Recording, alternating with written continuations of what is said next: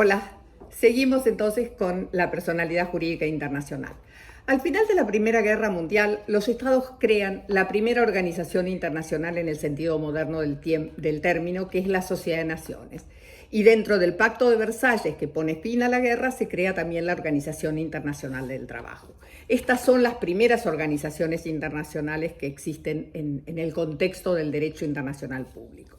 Sin embargo, va a ser cuando se establezcan las Naciones Unidas y los estados prevean una organización con una membresía casi universal, porque todos los estados que existen deben de participar y porque además va a haber estados que van a surgir del proceso de descolonización y además una organización que se va a ocupar en 360 grados de los temas que hacen al interés de los estados, que las organizaciones internacionales van a tener un rol muy importante que cumplir.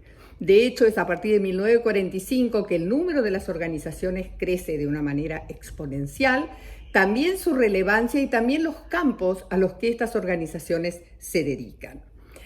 Si uno tuviera que plantear el tema de la subjetividad de las organizaciones, tendría que decir que una organización internacional es un ente creado por estados en un tratado en el que se lo dota de una estructura orgánica para poder tomar decisiones, de un mecanismo de adopción de decisiones, y que esa voluntad que expresa la organización no es necesariamente atribuible a cada uno de sus estados miembros.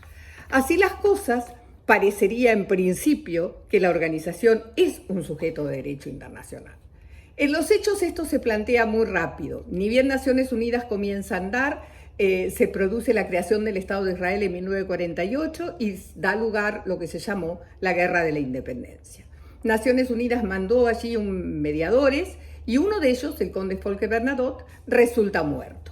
La organización se pregunta si puede reclamar por uno de sus miembros que resultó muerto, y esto se lo consulta a la Corte Internacional de Justicia, que da una opinión consultiva que es una suerte de dictamen, no vinculante, aunque siempre se sigue lo que dicen esas opiniones consultivas. La Corte planteó que averiguar si la organización podía reclamar era lo mismo que plantearse si la organización tenía personalidad jurídica, porque en el reclamo, el que reclama tiene que ser sujeto y el reclamado también. Y la Corte comienza por una afirmación que es interesante e importante. En un orden jurídico existen distintos sujetos con distintas capacidades. O sea que lo primero que hace la Corte es dejar sentado de que no todos los sujetos de derecho tienen que ser iguales ni tienen que tener el mismo alcance, las mismas capacidades. Luego va a constatar de que no tiene dónde fijarse si la organización es o no es un sujeto de derecho, y entonces va a decidir que en lugar de deducir la personalidad, que resulta imposible por confronte a una norma que ya existe, lo que debe hacer, y es lo que hace, es inferir la personalidad. Esto es, fijarse qué cosas la organización puede hacer y a partir de allí reflexionar sobre si esos mandatos podrían ser llevados a cabo sin personalidad internacional.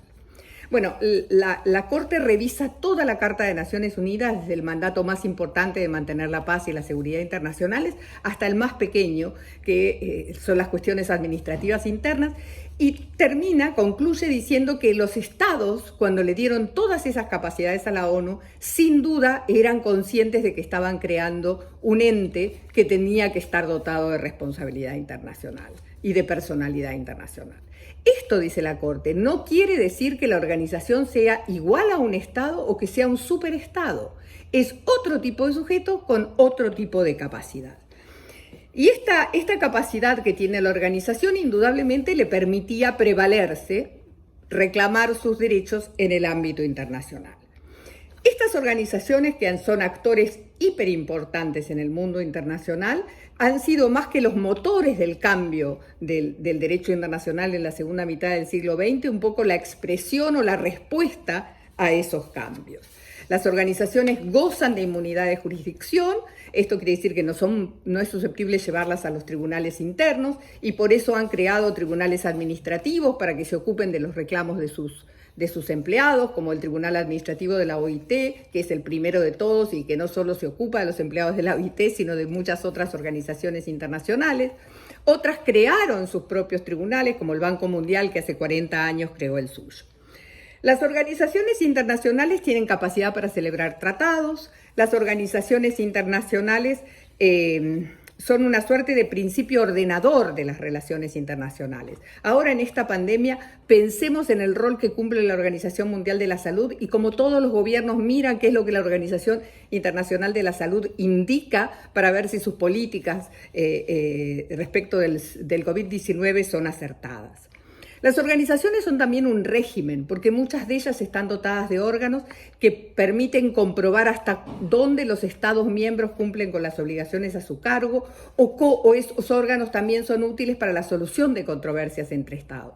Esto pasa en órganos como el Consejo de Europa, que tiene la Corte Europea de Derechos Humanos, el Sistema Interamericano con la Corte Interamericana, o los paneles de la Organización Mundial del Comercio. Ese criterio que la Corte nos dio para las organizaciones internacionales es el criterio que vamos a utilizar para la personalidad de los individuos. Y la cuestión es que, creada la noción de derechos humanos a partir de la Carta de las Naciones Unidas como derechos que el orden jurídico internacional consagra y que los estados tienen la obligación de respetar respecto de cada uno de nosotros, parece claro que los individuos somos entes, somos centros de atribución de conductas que tienen que ver con la adquisición de derechos y con la posibilidad de contraer obligaciones. Nosotros no podemos celebrar tratados como sujetos de derecho, eso es claro. Tampoco gozamos de inmunidad de jurisdicción. Lo que sí es cierto es que podemos prevalecernos de nuestros derechos, de esos que el orden jurídico internacional nos da, ante instancias internacionales, como son todos los tribunales de derechos humanos, como son las comisiones o los órganos cuasi jurisdiccionales en materia de derechos humanos.